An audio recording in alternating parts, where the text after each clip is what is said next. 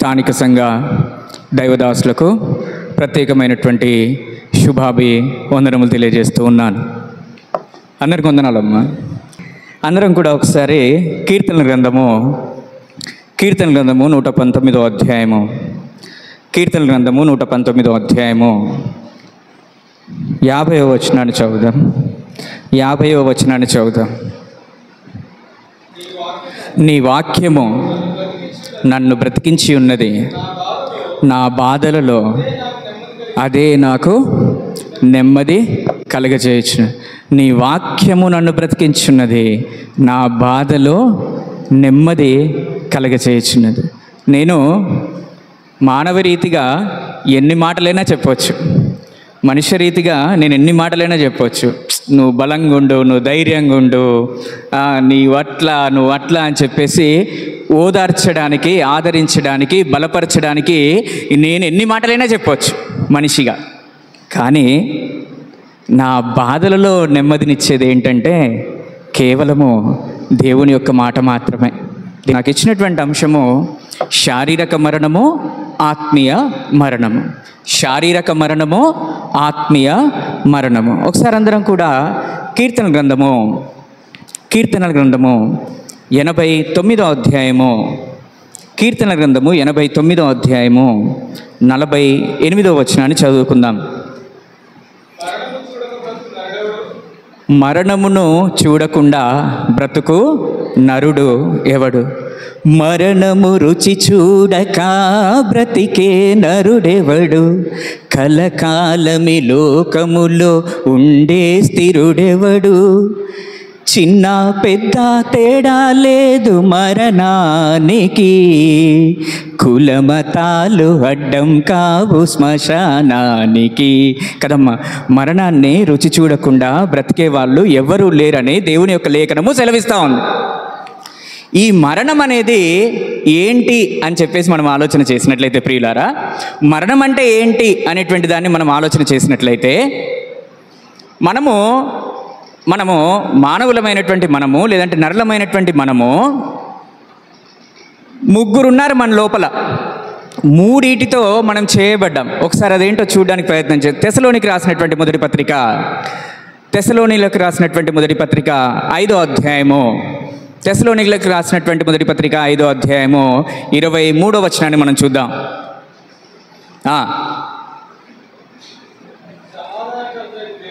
సమాధానకర్తయగు దేవుడే సంపూర్ణముగా నీ ఆత్మయు, నీ జీవమును, నీ శరీరమును. ఆత్మయు, జీవమును, శరీరమును. ఇదిగో ఈ మూడు కలిసి ఉన్నాం మనం.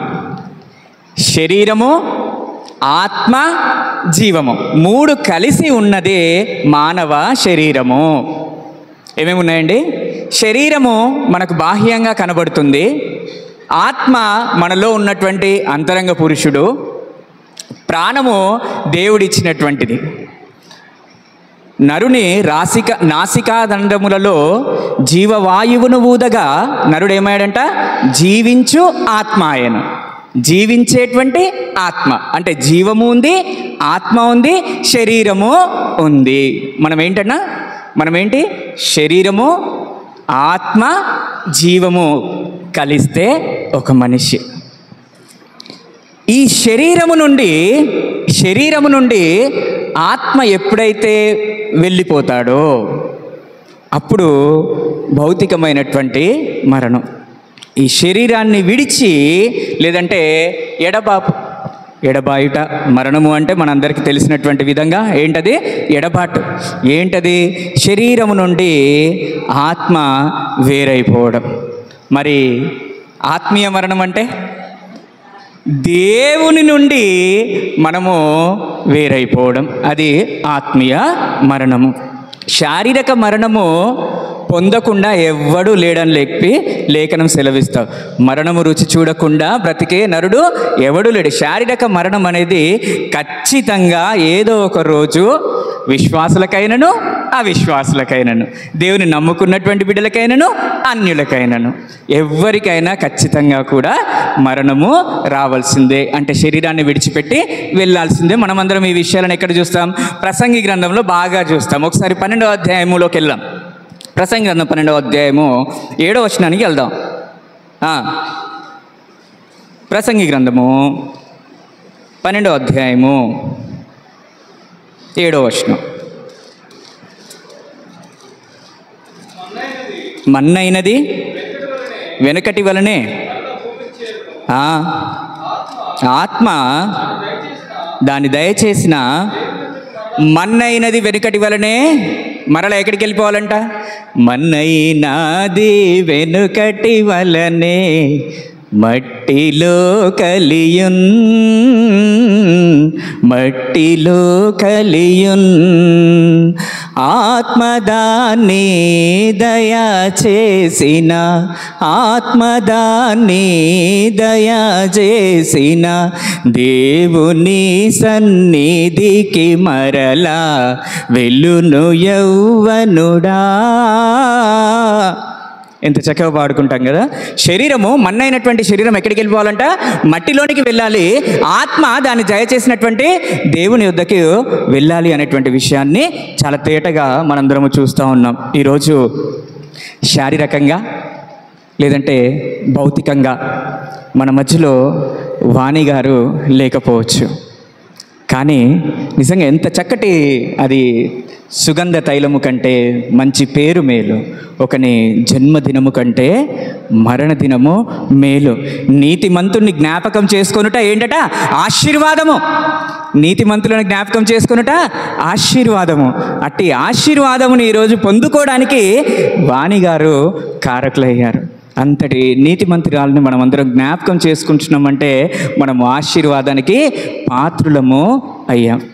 ప్రియులారా, ఇంతకుముందు మరణం పైన క్రైస్తవుల యొక్క దృక్పథం ఏంటి అని చెప్పేసి బ్రదర్ మాట్లాడి ఉన్నారు. కాబట్టి అటువంటి మరణానికి విశ్వాసం ఎవరం కూడా భయపడాల్సినటువంటి అవసరము లేదు. ఎందుకంటే మనుషులు ఒక్కసారి, హెబ్రీ పత్రిక 10వ అధ్యాయంలో చెప్పబడినట్టుగా, మనుషులు ఒక్కసారే మరణించనే ఉన్నారు. ఖచ్చితంగా చనిపోవాల్సిందే. ఎన్నిసార్లు చనిపోవాలంట? శారీరకంగా ఒక్కసారే చచ్చిపోవాలి. అది శారీరక మరణం. శారీరక మరణం నుంచి తప్పించుకునేటువంటి వారు ఎవరముగా లేమో, ఖచ్చితంగా అందరూ కూడా చనిపోవాల్సిందే. అంటే ఏంటి? నేను చెప్పినటువంటి 3 మనం దేంతో తయారు చేయబడ్డామో? శరీరము, ఆత్మ, ప్రాణం. ఆ శరీరాన్ని విడిచి వెళ్ళిపోవడమే భౌతికమైనటువంటి మరణము. ఆత్మ మరణము లేదంటే ఆత్మీయ మరణము అంటే ఒకసారి ఎఫెసీలకు రాసిన పత్రిక నుంచి ఒకసారి మాట చూడడానికి ప్రయత్నం చేద్దాం.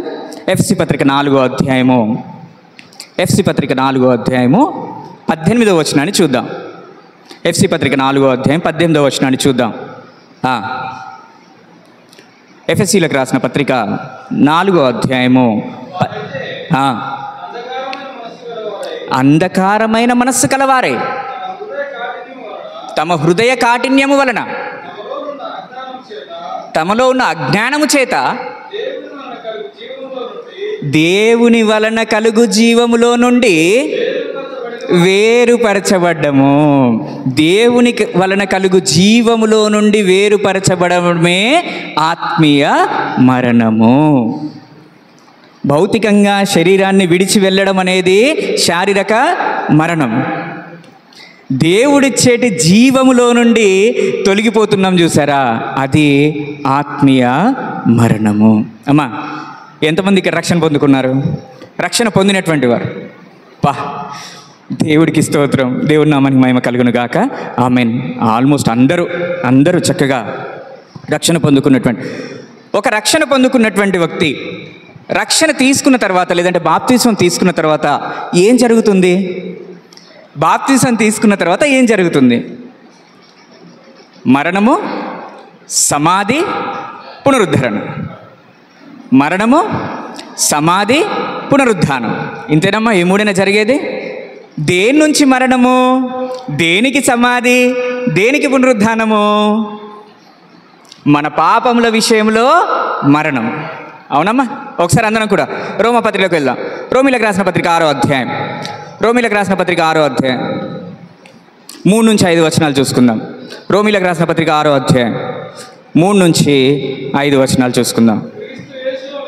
క్రీస్తు యేసులోనికి బాప్తిస్మం పొందిన మనమందరము ఆయన మరణములోనికి, కాబట్టి తండ్రి మహిమ వలన క్రీస్తు మృతులలో నుండి ఏలాగు లేపబడెనో అలాగే మనమును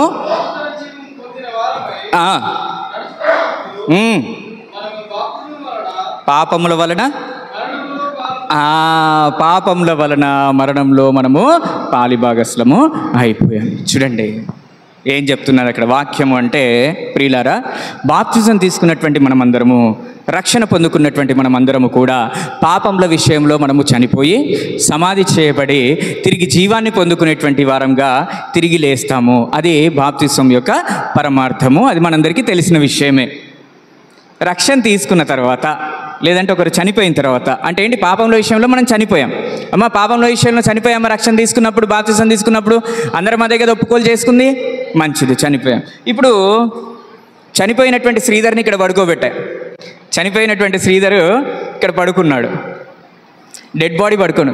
ఏ శ్రీధర్లే పాపం చేద్దాంలే, ఏ శ్రీధర్లే అబద్ధం చెప్పులే, ఏ శ్రీధర్లే సినిమా చూద్దాంలే అని చెప్పేసి లేపితే లేస్తుందా ఒక శవము? చనిపోయినటువంటి బైకుత. కానీ మనము రక్షణ తీసుకొని మేము పాపముల విషయంలో చనిపోయాము అని చెప్పేసి దేవుడితో నిబంధన చేసుకొని ఇంకా మనము ఆ యొక్క పాపములను కంటిన్యూ చేస్తూ ఉంటామే. That is called spiritual death. దాన్నే ఆత్మీయ మరణము అని చెప్పేసి అంటారు. చనిపోయినటువంటి వారం బాప్తిస్మం ద్వారా మనం చనిపోయామా పాపంలో విషయంలో?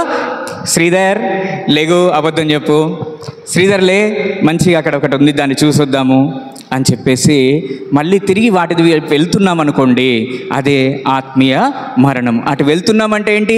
తిరిగి పాపంలో చిక్కుకొనిచున్నాము. పాపం వలన వచ్చే జీతము మరణము. ఆ మరణం ఏమై ఉన్నదో మనందరికీ తెలుసు. కాబట్టి ప్రియులారా, బాప్తిస్మం ద్వారా మనం ఏదైతే ఒప్పుకున్నామో దాన్ని కడవరకు కొనసాగించాలని చెప్పేసి ఫిలిప్పీలకు రాసినటువంటి పత్రిక 2వ అధ్యాయము 12వ వచనాన్ని చూద్దాం. ఫిలిప్పీ పత్రిక 2వ అధ్యాయము 12వ వచనాన్ని చూద్దాం.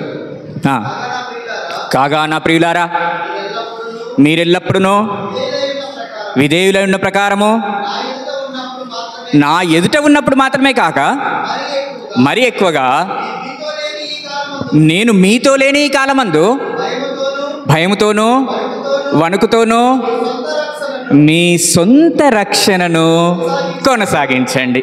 అంటే ఆత్మీయంగా మీరెప్పుడు కూడా మరణము కాకుండా, ఆత్మీయంగా మీరెప్పుడు కూడా పడిపోకుండా, ఎలాగైతే సమాధి చేయబడ్డామో అదిగో లోకమునకు వేరై మనము కొనసాగించబద్దులమై ఉంటున్నాం, కొనసాగాల్సినటువంటి వారమై ఉంటూ ఉన్నాం. ప్రియులారా, ఆర్ విత్ మీ? నన్ను అర్థమవుతుందా? అంశం అర్థమవుతుంది? మా అంశం అర్థమవుతుందా? మంచిది. ఈ ఆత్మీయ మరణానికి కొన్ని కారణాలు ఏంటో చూడడానికి ప్రయత్నం చేద్దాం. ఆత్మీయ మరణానికి కొన్ని కారణాలు. ఎందుకు మనం ఆత్మీయంగా పడిపోతూ ఉంటాము అంటే, లేదంటే సొంత రక్షణను కొనసాగించలేకపోతూ ఉంటాము అనే దాని గురించి కొన్ని విషయాలు మాట్లాడుకోవడానికి ప్రయత్నం చేద్దాం. మొదటిగా సహజ కోరికలు ఉంటాయి కదమ్మా మనకి. సహజ కోరికలు లేదంటే సహజ అవసరతలు. ఏంటది? నేను తినాలి, త్రాగాలి. ఇవి సహజమైనవి, అవునా?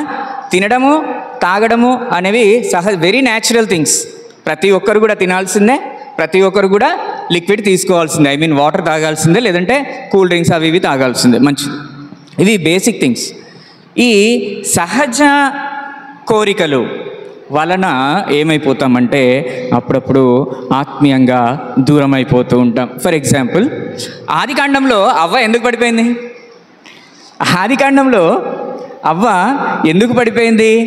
సహజమైనటువంటి కోరిక. దేవుడు చక్కగా ఇక్కడ పండ్లు ఉన్నాయి నాన్న, ఇవన్నీ మీరు తినండి అని చెప్పేసి అంటే, సేద్యపరచుకోండి అని చెప్పేసి అన్నాడు దేవుడు. కష్టపడి మంచి పని చేసి తినండి త్రాగండి అన్నట్లుగా దేవుడు అక్కడ చెప్తే, సాతాను వచ్చే సింపుల్గా రమ్యంగా ఉంది, తినేసే.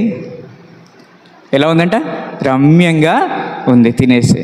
అంటే కష్టపడనవసరం లేదు, దేవుడి యొక్క ఆజ్ఞను మీరి హ్యాపీగా తినేసే. సహజ కోరికల వలన మనము పడిపోతూ ఉంటాం. సహజ కోరికల్ని తీర్చుకోవడానికి మనం ఏం చేస్తుంటాం? అనేకమైనటువంటి ప్రయత్నాలు చేసుకుంటూ ఆత్మీయ జీవితంలో వెనకబాటు పడుతూ ఉంటాం.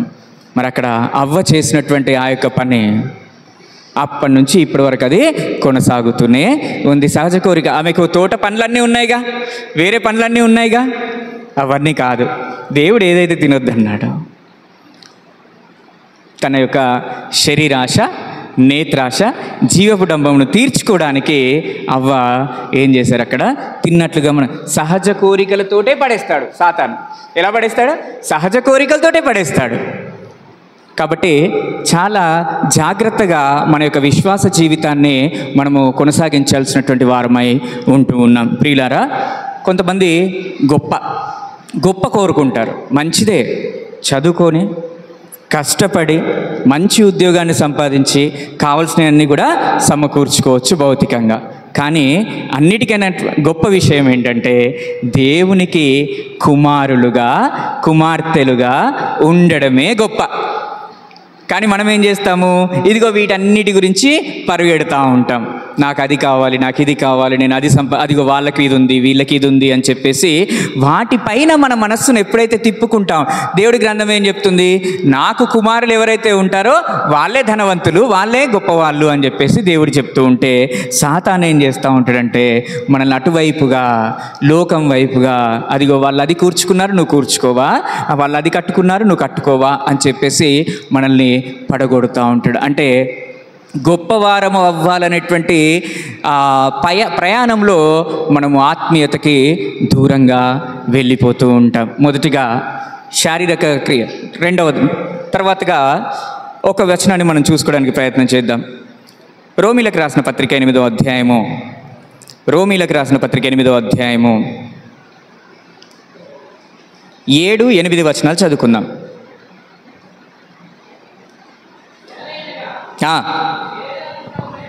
శరీరానుసారమైనటువంటి మనస్సు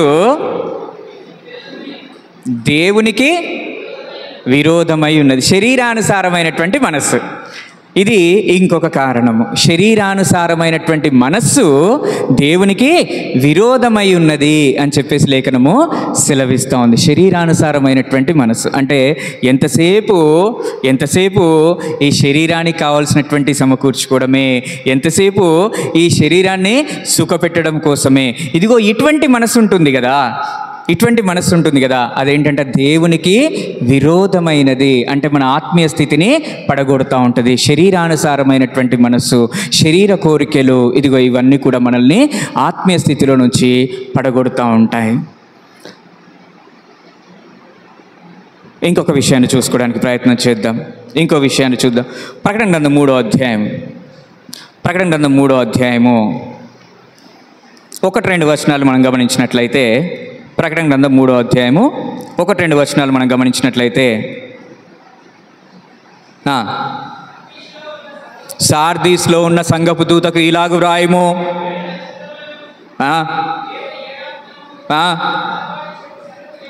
ఏమనగా నీ క్రియలను నేనెరుగుదును, జీవించుచున్నావన్న పేరు మాత్రమే నీకు ఉన్నది, కానీ నీవు మృతుడవే. జీవిస్తూనే ఉన్నాం. ఎలా ఉన్నాము? బ్రతికే ఉన్నాం. కానీ ఏ స్థితిలో ఉన్నామంట? మృతమైనటువంటి స్థితిలో, అంటే చచ్చిపోయినటువంటి స్థితిలో. అంటే ఇక్కడ ఆత్మీయతలో పడిపోయినటువంటి స్థితిలో మనము ఉన్నాం. జీవించుచున్నావన్న పేరు మాత్రమే నీకున్నది, కానీ నీవు మృతుడవే. దేంట్లో మృతుడవు? ఎలాగ మృతుడవు? నేను బ్రతికే ఉన్నాను కదా, నేను నటిస్తూనే ఉన్నాను కదా, నేను బాగానే కనబడుతున్నాను కదా. పైకి బాగానే కనబడుతున్నావు, జీవించుచున్నావు, కానీ నువ్వెవరు? మృతుడవే. ఎక్కడ? ఆత్మీయంగా ఎప్పుడో పడిపోయినటువంటి స్థితిలో ఉన్నావు. శరీర కోరికల కోసమో, సహజ కోరికల కోసమో, గొప్ప కోసమో, శరీరానుసారమైనటువంటి మనస్సు కలిగో ఎక్కడో కానీ నువ్వు ఆల్రెడీ పతనమైనటువంటి స్థితిలోనే ఉన్నావు, కానీ జీవించినట్టే కనబడుతున్నావు. అబ్బా నేను దేవునిలోనే ఉన్నాను, దేవుని పాటలే పాడుతున్నాను, దేవుని వాక్యాలే చదువుతున్నాను. ఆహా, ఈరోజు మన హృదయాలతో మనం మాట్లాడుకోవాలి. ఆత్మీయంగా నేను బ్రతికి ఉన్నానా, చచ్చినటువంటి స్థితిలో ఉన్నానా? ఆత్మీయంగా నేను బ్రతికి ఉన్నానా, చచ్చినటువంటి స్థితిలో ఉన్నానా? ఏ కారణము నన్ను దేవుడి నుంచి వేరు చేస్తూ ఉంది, ఏ కారణము నన్ను దేవుడి నుంచి విరోధి చేస్తూ ఉంది అనేటువంటిది మనకు తెలుసండి. మన మనస్సాక్షికి మనకు తెలుసా తెలీదా? నేను ఇక్కడ నిల్చొని మాట్లాడుతూ ఉండొచ్చు, మంచి గొప్ప స్పీకర్గా కనబడుతూ ఉండొచ్చు, కానీ నేను రహస్యమందు నేను ఏం చేస్తున్నానో మీకు ఎవరికి తెలియదు. పైకి మాత్రం నేను జీవించున్నానన్నటువంటి పేరు నాకు ఉంది. అబ్బా శ్రీధర్ మంచి విశ్వాసి, మంచిగా ప్రార్థన చేస్తాడు, బాగుంటాడు, మంచి పాటలు పాడతాడు, వాక్యము ఫట్. కానీ రహస్యమందు నేను ఏం చేస్తున్నాను? రహస్యమందు అది ఆత్మీయ స్థితి. చాలా జాగ్రత్త. ఆత్మీయ స్థితిని మనం ఎప్పుడు కూడా కోల్పోకూడదు. అది దేవునితో నిత్యము నిబంధన చేసుకున్నాం రక్షణ ద్వారా, దాన్ని కొనసాగించలేక ఇటువంటి కారణాలన్నీ చూసి మనం పడిపోతూ ఉంటాం. ఇంకొక ఇది చూద్దాం నాన్న ఒకసారి. మొదటి యోహాను రాసినటువంటి మొదటి పత్రిక 3వ అధ్యాయము 14-15.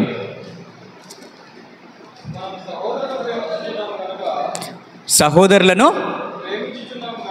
ప్రేమించుచున్నాను గనుక మరణములో నుండి జీవంలోనికి దాటి ఉన్నాను. సహోదరులను ప్రేమించుచున్నాను కనుక నేను మరణంలో నుండి జీవంలోనికి నడిపించి ఉన్నాను. సహోదరులను ప్రేమించకపోతే ఆత్మీయ మరణము. సహోదరులను ప్రేమించకపోతే ఆత్మీయ మరణము. ప్రేమిస్తే మరణంలో నుండి జీవంలోనికి, ప్రేమించకపోతే జీవంలో నుండి తిరిగి మరలా మరణములోనికి. ప్రియులారా, ఎంత చక్కటి స్థానిక సంఘం అంటే మీరు, ఐఎమ్ వెరీ మచ్ హ్యాపీ. ఎంత చక్కగా ఎక్కడ చేర్చుకునేటువంటి దగ్గర నుంచి ఆతిథ్యం వరకు, ఇప్పటి వరకు నేను చూసాను, చేర్చుకునే దగ్గర నుంచి ఆతిథ్యం వరకు ఎంత ప్రేమ కురిపించారో ఇది నాకు తెలిసి నేను ఎక్కడికి వెళ్ళానా చెప్పగలుగుతాను. అంత చక్కగా అంత ప్రేమ కురిపించారు. అదే ప్రేమను మనం ఏం చేయాలంట? కరవరకు కొనసాగించాలి. ఎప్పుడైతే ఒకరి పట్ల ఒకరము ప్రేమ కలిగి లేకుండా ఉంటామో అప్పుడు ఆత్మీయతలో చచ్చిన వారము అని గుర్తుపెట్టుకోవాలి. ఏ ఆటంకము నాకు నా సహోదరుడికి, ఏ ఆటంకము నాకు నా సహోదరికి ఉంది అనేది ఎప్పటికప్పుడు every minute we need to think of it. అందుకనే నీకు నీ సహోదరుడికి ఏదన్నా విరోధం ఉందని నీ జ్ఞాపకం వస్తే బలి అక్కడ విడిచిపెట్టి నువ్వు ఫస్ట్ వెళ్ళి ఆయనతోటి సమాధాన పడిరాపో అని చెప్పేసి దేవుని యొక్క లేఖనము సెలవిస్తూ ఉంటుంది. కాబట్టి ప్రియులారా, సహోదరులతో సంఘం అంతటితో ఎలా ఉండాలి? మనము ప్రేమ కలిగి ఉండాలి. లేకపోతే ఆత్మీయతలో చచ్చినటువంటి వారంగా మనం మిగిలిపోతాం. అందుకే కొరింథీయులకు రాసినటువంటి మొదటి పత్రిక 13వ అధ్యాయంలో ప్రేమ గురించి చాలా విషయాలు చెప్పాడు దేవుడు. ప్రేమ గురించి చాలా విషయాలు చెప్పాడు. అదిగో అవన్నీ కూడా మనము పాటించబద్ధులమై ఉంటూ ఉన్నాం. చాలా కారణాలు చూస్తున్నాం కదా ఆత్మీయతలో ఎందుకు మనం పడిపోయినటువంటి స్థితిలో ఉంటాం అనేటువంటి చాలా విషయాలను మనము చూస్తూ ఉన్నాం. చూడండి, మాట్లాడుకోవాలంటే సహజంగా దేవుడు వివాహ వ్యవస్థను ఏర్పాటు చేశాడమ్మా. దేవుడే కదా వివాహ వ్యవస్థను ఏర్పాటు చేసింది. ఎవరు వివాహ వ్యవస్థను ఏర్పాటు చేసింది? ఎవరు? దేవుడే వివాహ వ్యవస్థను ఏర్పాటు చేశాడు. ఎందుకు? మనుషులకు కోరికలు, సహజ కోరికలు పెట్టింది కూడా దేవుడే. వాటి నుంచి తొలగిపోకుండా ఉండాలని చెప్పేసి దేవుడు ఏం చేశాడు? వివాహ వ్యవస్థను, నరుడు ఒంటరిగా ఉండటం మంచిది కాదు అని చెప్పేసి ఒక వివాహ వ్యవస్థను చేశాడు. కానీ ఆ కోరికలు తీర్చుకోవడానికి మనం ఏం చేస్తామంటే చాలా సులువైనటువంటి పద్ధతులు వ్యభిచారము, చాలా సులువైనటువంటి పద్ధతులు జారత్వము, అయ్యో ఫ్యామిలీ అంటే కట్టుబాట్లు ఇవన్నీ ఉంటాయి అని చెప్పేసి ఏం చేస్తున్నాం? సులువుగా సాతాను ఏం చేస్తాడు? వ్యభిచారము అనేటువంటి తలంపులు మనకు పుట్టి ఆత్మీయ స్థితిలో పడిపోయేటువంటి స్థితి. సంసోను ఎంతమందికి తెలిసినానా? సంసోను ఎంతమందికి తెలిసి? న్యాయాధిపతుల గ్రంథంలో సంసోను ఉంటాడు. ఏం చేసిండు ఆయన? ఏం చేసిండు? దెలీలా అని ఒక అమ్మాయి దగ్గరికి వెళ్ళిపోయిండు. శరీర కోరికలు, సుఖభోగములు ఇవేం చేస్తాయి? ఏం చేస్తాయి? మనల్ని ఆత్మీయ స్థితిలో పడగొడతాయి. సుఖభోగములు, శరీరానుసారమైనటువంటి మనస్సు దేవుడి నుంచి మనల్ని దూరపరుస్తుంది. చాలా జాగ్రత్త. యవనస్తులు అయినటువంటి మనమందరము కూడా ఎప్పుడు కూడా వీటికి అసలు తావు ఇవ్వనేకూడదు అనేటువంటి దాన్ని మనము జ్ఞాపకం చేసుకోవాలి. వాళ్ళు పిలిచారు, వెళ్తున్నాం అని చెప్పేసి ఆత్మీయ స్థితిలో పడిపోతూ అదిగో విగ్రహాల వైపు తిరుగుతూ ఉంటారు. మనలో కూడా ఇటువంటి ద్విమనస్కులం అయ్యి ఉన్నట్లయితే ఈ క్షణమే మనము సరి చేసుకోవాల్సినటువంటి వారమై ఉంటూ ఉన్నాం. విగ్రహాల వైపు మన యొక్క మనస్సును ఎప్పుడు కూడా మరల్చవద్దు.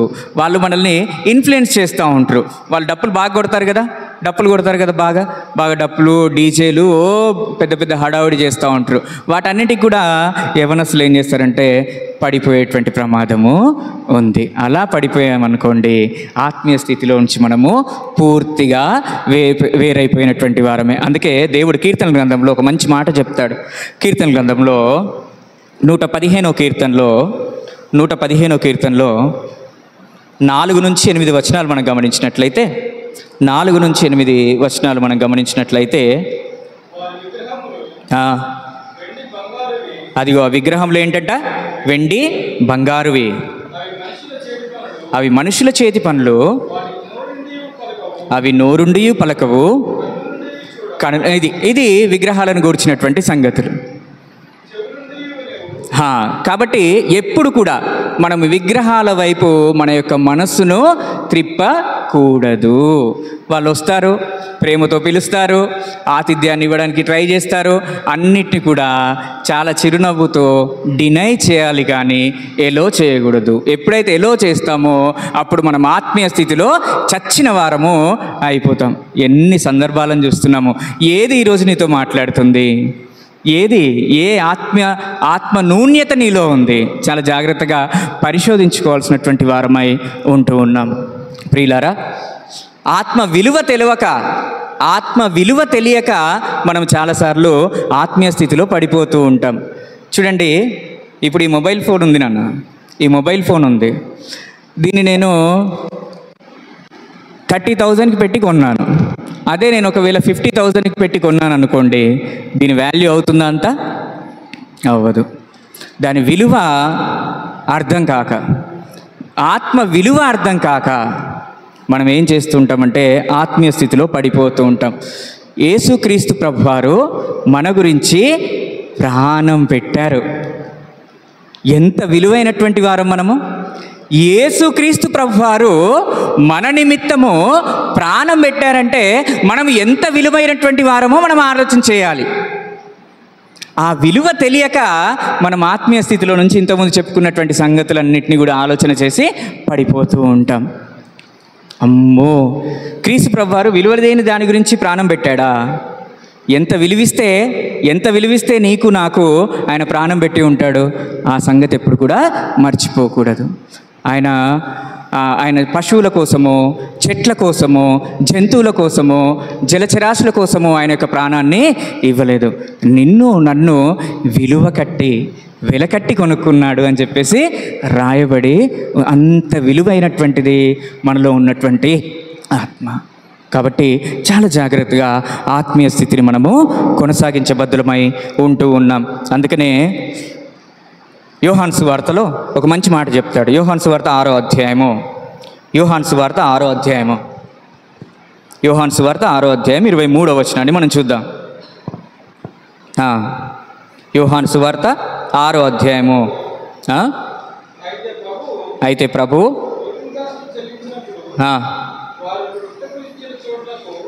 6వ అధ్యాయం 23వ వచనం.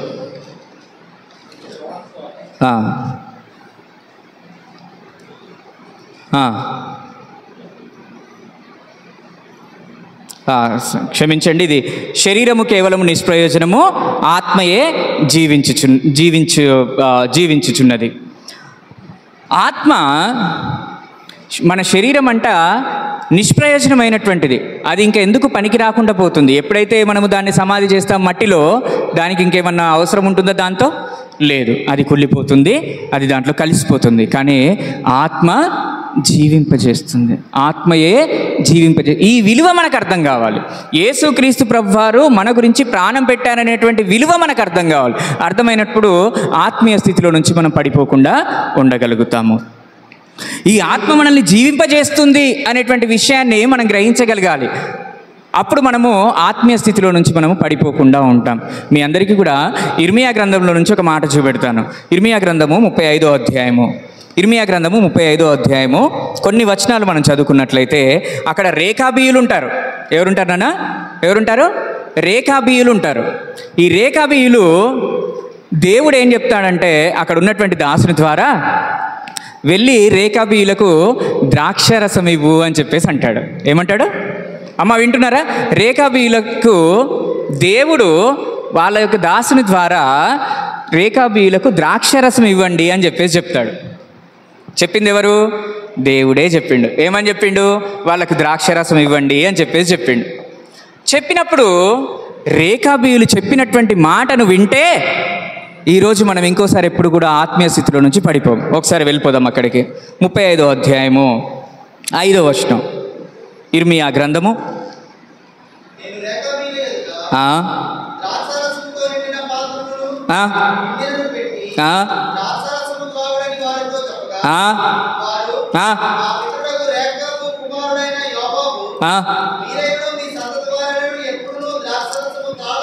అదిగో మా పితరులు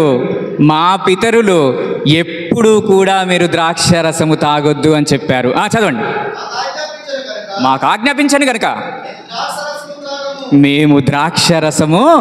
అబ్బా చూడండి, వారు కట్టుబడి చేసుకున్నటువంటి దానికి, పితరుల దగ్గర నుంచి పొందినటువంటి ఆజ్ఞ ప్రకారంగా వాళ్ళు ఆ స్థితిలో నుంచి పడిపోకుండా ఎంత జాగ్రత్తగా ఉన్నారో చూడండి. మేము ద్రాక్ష రసము త్రాగము. ఇంకా చదవండి. మరియు ఇల్లు కట్టుకుని వద్దని చెప్పిండ్రు కాబట్టి మేము ఇల్లు కూడా కట్టుకోలేదు, మేము కట్టుకోము. విత్తనములు విత్తొద్దని చెప్పారు కాబట్టి మేము విత్తనాలు కూడా విత్తము. ఏమి చేయొద్దన్నారు కాబట్టి మేమేమి చేయము. రేఖాబీయులకు వాళ్ళ పితరులు చెప్పినటువంటి మాటలు వాళ్ళు అట్టి విధంగా పట్టుకొని గుడారాల్లోనే నివసించారు. వాళ్ళు ఎప్పుడు కూడా నాట్లు వేయలేదు, వాళ్ళు ఎప్పుడు కూడా ద్రాక్షరసం తాగలేదు. మనము దేవుని రక్షణ తీసుకున్నాం, కానీ దేవుడు చెప్పినటువంటి మాటను వినకుండా పడిపోతూ ఉంటాం, ఆత్మీయ స్థితిలో పడిపోతూ ఉంటాం. రేఖాబీయులు కేవలం వాళ్ళ ఫాదర్స్ తోటి చేసినటువంటి మాటలనే పట్టుకొని వారు జీవించే కాలమంతా కంటిన్యూ చేశారు. మనము సజీవుడైనటువంటి దేవుణ్ణి పట్టుకొని ఆయన యొక్క మాటలను మధ్యలో అప్పుడప్పుడు అలా వదిలేస్తూ ఉంటాం. అటువంటి ఆత్మీయ స్థితిలో నుంచి పడిపోయేటువంటి, ఒకవేళ ఆ పరిస్థితిలో నుంచి చిక్కున్నట్లయితే దేవుడు ఏమంటున్నాడు? నీ సొంత రక్షణను కొనసాగించండి అని చెప్పేసి అంటున్నాడు.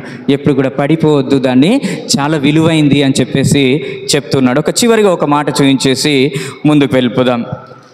మనందరికీ ఈ మధ్యకాలంలో ఆత్మీయతలో పడిపోయేటువంటి స్థితిలో టాప్ ప్రయారిటీలో ఉన్నటువంటి మాటను ఒకటి చూద్దాం. మత్తయి సువార్త 7వ అధ్యాయంలో అనేకమైనటువంటి అబద్ధ బోధకులు అని చెప్పేసి తీస్తాడు దేవుడు. అనేకమైనటువంటి అబద్ధ బోధకులు. ఇదిగో ఈ అబద్ధ బోధను విని మనం ఏం చేస్తాము? సత్యంలో నుంచి తొలగిపోతూ ఉంటాము, ఆత్మీయ స్థితిలో నుంచి ఎందుకంటే వాళ్ళు ఏం చేస్తారు? నీకు స్వస్థత ఏమంటారు వాళ్ళు? నీకు స్వస్థత. అబద్ధ బోధకులు ఏం చేస్తారు? ఇదిగో నీకు ఆశీర్వాదము, ఇదిగో నీకు కొన్ని డబ్బులు వచ్చేస్తాయి అని చెప్పేసి షబరాబారాబాబారిబారాబా అని చెప్పేసి 2 మాటలు మాట్లాడతారు. ఆడ ఏం మాట్లాడినా వాడికే తెలియదు. అయిపోయింది. ఏం చేస్తారు? గొర్రెలందరూ వచ్చేస్తారు. ప్రియులారా, అటువంటి అబద్ధ బోధకులను పట్టుకుంటే మన యొక్క ఆత్మీయ స్థితిలో మనము ఫెయిల్ డౌన్ అయిపోతూ ఉంటాం. చాలా జాగ్రత్తగా. అందుకనే యోహాను సువార్త 17వ అధ్యాయంలో తండ్రి సత్యమందు వారిని ప్రతిష్ఠ చేయుడు, నీ వాక్యమే సత్యము అని చెప్పేసి రాయబడి ఉన్నది. కాబట్టి చాలా జాగ్రత్తగా మన యొక్క విశ్వాస జీవితాన్ని మనము ముందుకు తీసుకువెళ్ళాలి. ప్రియులారా, ఆత్మీయ మరణము, శారీరక మరణము. ఆత్మీయ మరణం అనేది చాలా చాలా చాలా ప్రమాదకరమైనటువంటిది. మనల్ని ఖచ్చితంగా ఎక్కడికి తీసుకెళ్తుందంటే నరకంలోనికి, నిత్యాగ్నిలోనికి మనకి తీసుకెళ్తూ ఉంటుంది. కాబట్టి చాలా జాగ్రత్తగా మన యొక్క విశ్వాస జీవితాన్ని కొనసాగించాలి. ఎంతమంది ఆదివారం పూట ప్రభువు బలులు చేయేస్తారు? మిస్ అవుతున్నారా ఎవరన్నా? మిస్ అవుతే ఏమవుతుందంట? అనేక మంది నిద్రించుచున్నారు. అంటే ఏంటి?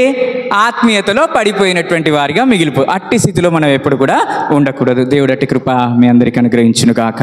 ఆమేన్. అవకాశం ఇచ్చినటువంటి ప్రియులకు, శ్రద్ధగా విన్నటువంటి మీ అందరికీ కూడా క్రీస్తు పేరిట వందనాలు చెల్లిస్తూ ఉన్నాను.